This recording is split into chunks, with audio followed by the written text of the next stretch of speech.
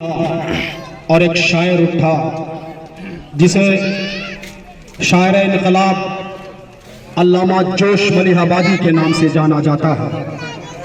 शायर इनकलाब अल्लामा जोश मलिहाबादी ने ईस्ट इंडिया कंपनी के फर्जंदों के नाम लेटर भी लिखा था। आज उनका लेटर भी हमारे विधानसभा और सांसद भवन में मौजूद है। जोश मलिहाबादी इनकलाबी शायर थे। उन्होंने हुसैन की कुर्बानी को मद्देनजर रखते हुए एक शेर लिखा था।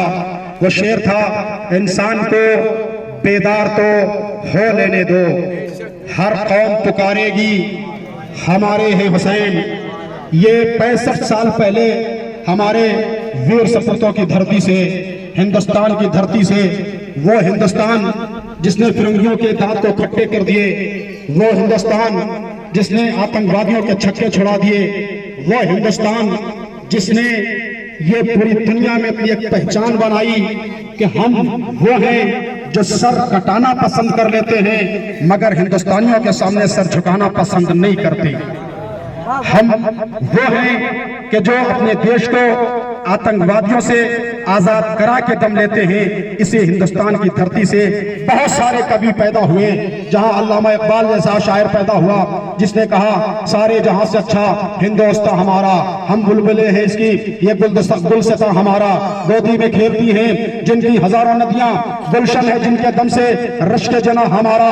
ए आबरूदे गंगा, वो दिन है याद तुझको उतरा तेरे किनारे, जब कारवां हमारा मजहब नहीं सिखाता आपस में बैर रखना, हिंदी है हम वतन है हिंदुस्तान हमारा।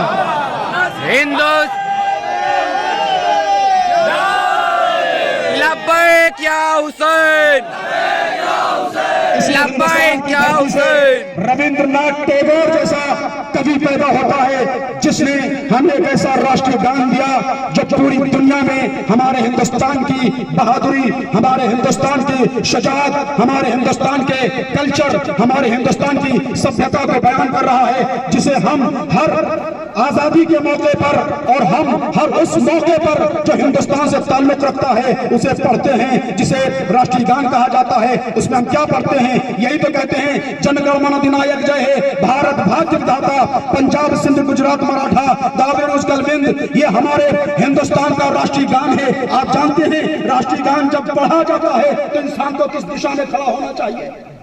या हमारे प्रशासनिक अधिकारी खड़े हुए हैं, या हमसे मुझसे बेहतर जानते हैं कि प्रेयर कैसे की जाती है और प्रेयर में कब किस दिशा में खड़ा होया जाता है।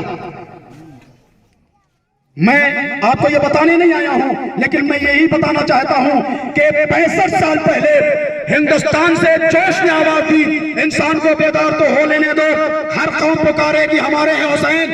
आज जब 10 करोड़ का मजमा करबला की सरहद में हमने देखा तो मैंने चीख करके कहा, ए जोश, अपने ख्वाब की ताबीर देखिए। हाय हाय हाय, ए जोश, अपने ख्वाब की ताबीर देखिए। हर कौम कह रही है हमारे हैं हुसैन।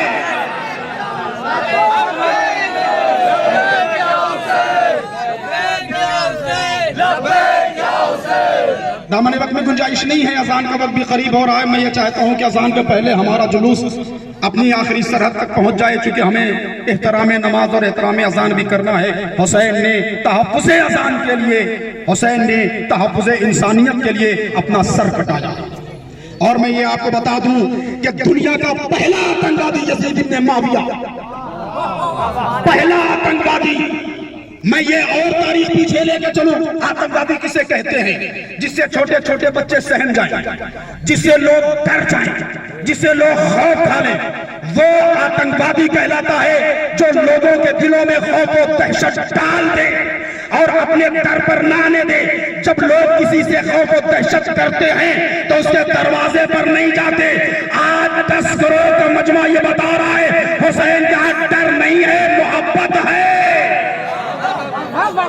10 करोड़ का मजमा ये बता रहा है, हुसैन के हाथ डर नहीं है, हुसैन के हाथ मोहब्बत है। ये हुसैन के दरबार में फकत शिया नहीं जाती, हिंदुस्तान हुसैन के दरबार में सिर्फ शिया नहीं जाती, फिलिस्तीनियों का जहां कत्लेआम हो रहा था, इसराइल कत्लेआम कर रहा था, वहीं फिलिस्तीनी सुन्नी भी हुसैन के बारगाह में गए और उन्होंने एक मिसाल कायम की। मैं ये बात इसलिए अर्ज कर रहा हूं कि हमारे सुन्नी भाई भी हैं और हमारे प्रशासनिक अधिकारी जो हिंदू समाज से ताल्लुक रखते हैं ये भी मौजूद हैं। मैं बड़े कॉन्फिडेंस के साथ ये बोल रहा हूं कि करबला में जहां पर शियों का खैर मकदम हुआ, इस्तेकबाल हुआ, स्वागत हुआ, वहीं पर सुन्नियों का हुआ।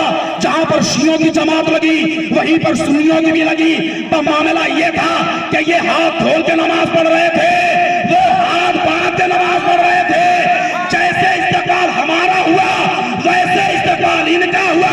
और सिर्फ मुसलमानों का नहीं, वहां श्री श्री सारंग भी गए थे हमारे हिंदुस्तान से। अगर आप नेट चलाते होंगे तो नेट पर सर्च कर लीजिएगा। हमारे जौनपुर से ज्ञान भाई गए हुए थे। ज्ञान भाई का एक बेटा है ऋषि, जो आज भी करबला में मौजूद है। आज हमारी बात हुई है। ऋषि कुमार कहते हैं, मौलाना हमने जिंदगी में इतना बड़ा मजमा कभी नहीं देखा जो हुसैन के हाथ था। तो ये हुसैन है क्या?